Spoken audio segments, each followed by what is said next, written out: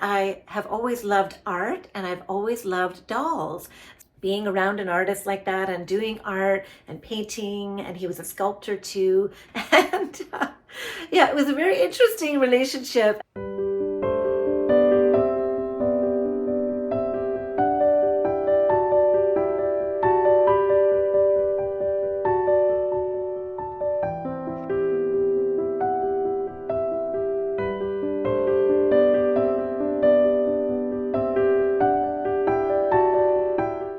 Hello, my cherished doll friends. Welcome back to my doll collecting channel. My name is Cheryl. This is episode 5 already of Doll Collecting Over 60. I hope you're enjoying this new series. It's not that new anymore. And today the topic is dolls as art and artistic expression. So I'm a little nervous about this episode actually. I never went to art school. I'm not an art historian. I don't have a degree in art history or anything like that, but I have always loved art and I've always loved dolls. So I just thought this would be a good topic to incorporate into this series for those of you who love dolls and art as I do. So if this is interesting to you, please stick around and don't forget to click the like button to let me know that you're watching, and the alarm bell and all that good YouTube stuff. So, and please comment down below if you have done anything with art and dolls, or creating anything for your dolls in an artistic kind of way, or what do you do to incorporate art into your doll collecting hobby? So let's have a conversation about that. Okay, let's get started. I did make a few notes just so that I can keep myself on track. And before I start, I just wanted to say that when I refer to mature adult doll collectors, I'm just referring to older adults, and it's just a nicer way of saying that. I'm not meaning that I think that younger collectors are not mature, or that you're not welcome to join us in this conversation as well. So, but if I'm referring to mature adult collectors, that's what I mean. Just us old people who like to collect dolls. And I know dolls are for anybody and any age. So I hope that you're all here and joining us today for this conversation. So my history with dolls and art all happened kind of at the same time when I was very young. I remember my earliest, just so that I can refer to my notes here, my earliest memories of being interested in art were when I was a little girl, before even my school days, coloring with my grandma. And I remember her showing me how to color in little circles and to stay in the lines. And I just remember vividly that pink was definitely my favorite color. That's an authentic thing for me. Pink is definitely my favorite color. And when there wasn't a pink crayon in the box, I didn't want to color. I wasn't happy. I just didn't want to do it. So there had to be pink. So I just have that very, very early memory of that, and also very early memories of playing with dolls. And I've talked about that in other videos that I've done, my history of doll collecting. But I just wanted to mention that my art and my doll collecting have gone back right to the beginning for me. My early days of loving dolls were my Raggedy Ann, my Holly Hobbie rag dolls, Barbies, of course, I collected. I had a couple when I was really young, and then I collected Barbies quite fervently in the 90s when my son was young, and we'd go to the toy store quite often, and I would pick out a Barbie and he'd pick out a toy. The Barbie collecting was kind of the start of my adult doll collecting. After a number of years, I did put them away, and I took a break from it so that I could do other dating and things like that, looking after my son. Oh, and before I go too much further, I just wanted to point out my Grace dolls here, or one of them is Grace. This is my Grace here in the middle. And then I've got my 2 Sydney dolls, one on either side, and they are my 3 Graces. And if you don't know, the 3 Graces are pretty famous, I guess, a theme in art. I've got this little mini statue here. I've got this book here, which I think I showed in the very beginning opening scene, that there's a picture of the 3 Graces in there as well. And so I was trying to recreate my own scene. So the Grace mold started with the Sydney sculpt with Robert Tonner. These are the older Sydney dolls. And so the Grace sculpt is the Sydney sculpt and reimagined as Grace. So I think they're absolutely beautiful, and I just love the way that they're posed there. Oh, by the way, I am going to open something too at the very end. It's just a little something for my Grace, but I don't want to disturb my beautiful display until the end because I'm just enjoying them so much and they look so beautiful there. So we'll open this small package at the end. But what I wanted to get into was a little bit of a story about my adult art history.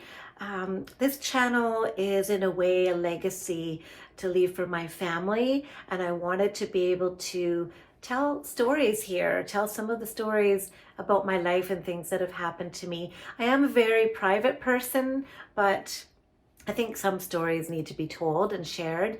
And I guess the story I'm going to tell you now is my family and friends know about this already, but I may not have shared that much on my YouTube channel. So it basically is a relationship that I had with a gentleman. It was several years ago now, and it really brought up the art for me. He is an artist, and that's kind of how we met. Well, we met in the dental office where I work. He was a patient there, and the dental hygienist that worked with us at the time kind of arranged us to meet and go on a date. And he was actually quite a bit older than me, and I didn't realize how much older because he presented very young and youthful. And he was a very handsome man, and he had been widowed, and he was lonely. And so she set us up, and we went on a date, and we started a relationship. So he was very artistic. His whole home was filled of replica paintings that he created himself. He had hundreds of art books in his home, and he's an Italian person, born and raised in Italy, and so he had all of this love of art and the old Renaissance art and paintings and sculptures from back home in Italy. And he always loved it and brought it here, brought his love of art here to Canada when he moved here with his family. And so when I met him and he showed me around his home and showed me all the art that he was involved in, I was just completely enamored and taken aback and excited to just hear all about the art that he was doing. And I was actually doing a little bit of painting at the time as well. And I was so inspired by him. And he started teaching me how to paint and showing me how he did his paintings, how he did the replicas, and how every little detail of the brush and how to copy everything perfectly. Replicating paintings is an art form in itself. It's not copying as far as, copyright. He could never sign, his name to a painting that was supposed to be like a Mona Lisa. In fact, he did do a replica of the Mona Lisa and the girl with the pearl earring and hundreds more. And he taught me how to do it too. And I'll show probably at the end, I forgot to take a picture of it, but a painting that I did that is a replica of a famous work of art. So anyways, the relationship was very exciting. It didn't last very long, but it was epic, and it was fantastic. He's a wonderful person. I learned so much from him. We went on a wonderful tour of Europe together, and he took me to all the museums, from the Louvre, I can't remember all the names of the museums now, but there was one in London, one in Paris, we were in Florence, Venice, then we went down the boot of Italy to see his family, and it was just a marvelous trip. We went to so many museums, the Vatican in Rome, oh my goodness. So I saw the Mona Lisa, I saw the original painting that I did, that I'll show you later. And it was just a wonderful trip and a wonderful experience. And so the paintings and the art, I noticed one thing that was in common was the obsession with the human body, and in the sculptures and the art in these books here. So here is Raphael. He is an amazing artist. And here are the three graces in this book. And there are quite a few versions of the Three Graces, and this little replica statue right here is very beautiful. This is in Italy. It's probably a souvenir from Italy. I got it at a garage sale. I think I got it at a garage sale. Or actually, I think my friend Adam's mom gave it to me. But when I was staying with him and when we were in our relationship, I was looking at all of the art books and reading them and looking at all of the pictures and the details of the paintings. And I was completely just blown away by all the talent. I just love art. So that's what I wanted to talk about today, just how dolls as an art form and just how being around an artist like that and doing art and painting, and he was a sculptor too. He had done some statues and a bust of a woman's head, his wife actually. And yeah, it was a very interesting relationship. And of course, I'm not going to get into any more details other than that, but it was an epic time in my life that happened, like I said, several years ago now. And we parted as friends, but yeah, it was a time that I'll always remember. And so now that I'm studying the dolls more and watching videos on how dolls are made, I'm realizing how much similarities there are to the art of dolls and sculpting the human body, articulating them in a human way, the facial features and the way we costume them, the sets that we make. There are so many creative ways to be artistic with our dolls. So I went on a bit of a ramble there, I'm sorry. So let me just get back to my notes so I can stay on track here. So I showed you the Three Graces and we talked about my relationship that ended up in a whirlwind of art and museums and travel. So that was really wonderful. So after that, COVID happened and we were stuck inside, and I was really into finding activities that I could do that were artistic and creative, and I was doing flower arranging. That was really fun. And I kind of stopped the painting for a while because I didn't have my teacher right there with me by my side anymore. So I took a break from painting, but I wouldn't mind picking it up again because I really did enjoy it. But I started watching all the doll channels and the reborn dolls, how that's a real art form, how they create the molds, the sculpts for the faces and the body parts and sculpt them into dolls, and the ball jointed dolls and all the dolls. That's how they start, as someone doing art, creating the face, creating the sculpt, creating the mold, and making it into a doll. So dolls can be decorative in your home, just like art. I mean, this is such a beautiful display of my dolls. I'm just so happy that I did that, and I just can't stop looking at them. I think they look so beautiful. So all the things we can do with our dolls that are artistic, like making costumes for them, sewing. I've been working a little bit with clay lately, and I've made a couple of things for my dolls. I made Thing, the hand thing for my Wednesday doll. You'll see in an upcoming video that I made Sybil, the cat, to go with my Elowin doll for the Elowin subscription coming up with Virtual Doll Convention. And so all the things that we can do with our dolls that are art related are endless, really. Also hairstyling. Look at this one here, actually. I'll try and get up close later, but she's got this little braid wrapped around the top of her head, and it's just so pretty. And I love styling doll hair and brushing doll hair and fixing up old dolls, making their hair nice and dressing them up. So other ways that we embrace our art and our dolls together are with photography and video. And that's what I love best about doing my videos, is filming my dolls and taking pictures of my dolls, showing how beautiful they are and what an artistic expression of the human body they are. They're also good for home decor. When I look around my house, especially lately, I had a few renovations going on in my home, and they still are kind of on and off. But in between, I've been trying to make little arrangements of dolls here and there around my house because I miss it. And it makes me so happy to see my cabinets full of dolls and see my pretty displays and the little accessories that go along with them. So I've been trying to do just little vignettes like this around my house that I can quickly sweep up and put away if I need to, if the contractors come back. But decorating with dolls is one of my favorite parts of decorating my home. I don't really have a lot of traditional decor items. Most of my decorations are doll related and dolls. So, and I love it. And I hope that you do too. So I'm really looking forward to decorating my home for the holidays, and that's going to be really fun to go around the house and get the dolls all dressed up for Christmas and put my decorations up and my Christmas tree and make my home look beautiful and homey and have the dolls all over. So I think that's mainly what I wanted to say. It's kind of abbreviated. I hope I didn't rush through that. But as I said, I was a little bit nervous about talking about art and dolls.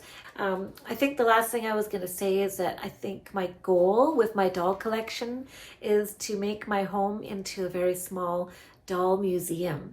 And that was one thing that this fellow that I was in the relationship with brought to me that made me appreciate art as decor, was that he had his paintings all over his house. The art and the sculptures were all over the walls, all over the house, in every room. And the two of us would actually just wander around as if it was an art gallery, just looking in awe at everything. Even he was in awe of it because it was really amazing what he did. He even carved a book out of jade. And if you look up the Book of Jade, you'll probably find out who he is. I think it's pretty well known. A book made out of jade. He carved it out of jade is a very hard stone, and I can't even explain what he did, but I don't want to say his name because I want to keep the privacy, but you could probably find out who it is. Anyways, I'm hoping that my doll museum is going to be really beautiful, and people are going to want to come to my house and just look around from room to room and see my beautiful doll collection and see them as works of art. So that's about it for that conversation. But now I want to open up this little package from Virtual Doll Convention, and it's something that I ordered a while back. It took a while to come. And there's not a lot in here. It's just supposed to be a wig and a couple of tiny little things. So that's the VDC bag there. And I know that I ordered a wig for my Grace. Last year's subscription for Grace with Virtual Doll Convention, she did all through a journey of time, and they were all outfits from times gone past. And I did manage to get the first box with her in this gown, and so I really wanted to have a wig that was more on theme of the old-fashioned costume that she's wearing.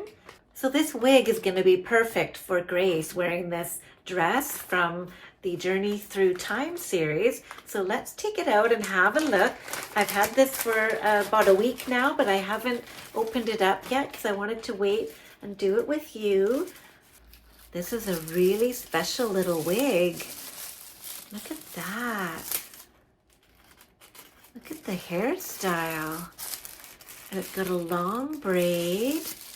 So pretty. So this is going to, I have felt that my Grace doll's hairstyle is a little too modern for the dress that she's wearing. She is the Glamour Grace, nicknamed the Elizabeth Taylor Grace. So that's her wig that she came in. And so I'm just gonna try this on her really quick. I don't want to disturb my display, so I'm gonna turn the camera off and see if I can delicately put it on her head while they still stay in place, and we'll see how it looks. Okay, so she's got her new wig on. What do you think? I'll do a close-up at the end, but I think it looks really nice on her. It gives her kind of a softer look, a little bit more like this girl here. because I felt like the black hair was very strong, and she's got the red lip, and it was just a very strong look. And I prefer a softer palette with my dolls, so I really like that. I think it's really beautiful on her, and it's nice and long. I'm wondering what it would look like to take the braid out. I'm tempted to do that. I wonder if Christopher has taken the braid out on this wig. I'd love to see how that looks before I actually do it, because I don't want to ruin the wig. So that is really fun. And there's a couple other little goodies in here from Rachel. She always throws in a few spare things. Well, this was another thing I ordered, just these little panties, because she has rubber butt piece that actually makes the clothes fit more snug against her body, but it's a bit sticky and sometimes it's hard to pull the pants up or pull things over it. So these underwear, I think, will cover that up and make it much easier. So thank you for that. And oh, we've got a button here. Warning, may spontaneously talk about dolls. Wow, that's nothing new, is it? With all the buttons that I have, I wonder if I should pin one on myself sometime and go walk around and see if anybody says anything. Wouldn't that be funny? So what else is in here? Oh, she included a little VDC purse. That's really cute. Another little freebie. Doesn't really go with the era, but we'll give that to her for now. And oh, and then she also included a little free gift, a little pair of pantyhose that are like a mauve, a lavender color, I think. Maybe gray. It's hard to tell in this lighting. Or maybe, yeah, they're kind of like tights. So always good to have an extra pair of tights to wear under things, so that's good. Yeah, so that's what I got from Virtual Doll Convention this time, but I am expecting my Elowin box very soon, and I have a video planned for that. I'm really excited about it. I've got an idea of a theme that I'm going to carry through the whole series of the Elowin season, so I'm hoping it's going to work out well. I think it's going to be lots of fun, so I hope you'll come back and see that. So thank you for joining me today for this episode of Doll Collecting Over 60. So I hope you enjoyed this topic of dolls as art and artistic expression, and I hope that you are enjoying expressing yourself through your dolls in an artistic way too. Anything that you do with dolls, even making videos, taking pictures, it's all art, and it makes other people feel good to see your art. It makes you feel good to do it and express yourself, and don't leave it inside you. Let it come out, share it with others. Art is a gift that we can give to everyone. It doesn't matter if it's good or not. Just create things, do your art, do your doll stuff, and be happy and stay peaceful. And I hope to see you really soon in the next video. Okay, bye everybody. So I'll do a close-up for you with the new wig so you can see it at the end. So here's the painting I did. The original was by John William Waterhouse, and it's the Lady of Shalott. And I worked from a poster, and I used a projector to draw the initial image, and then I worked side by side with the poster on one side to match the colors, and I painted this, and I'm quite proud of it. If you look up close, the face isn't the way I would like it. I mean, it doesn't look, let's just go a little closer here. I am very happy with it though. I think it's a beautiful painting, and yeah, I did get the face quite right. I actually didn't finish it. I was probably going to work on it a little longer if we had stayed together longer, but the relationship was kind of nearing its end in a natural way by then, and so he framed it for me, and I brought it home, and I have it in my bedroom here, and yeah, I think it's a beautiful painting. I hope you guys like it.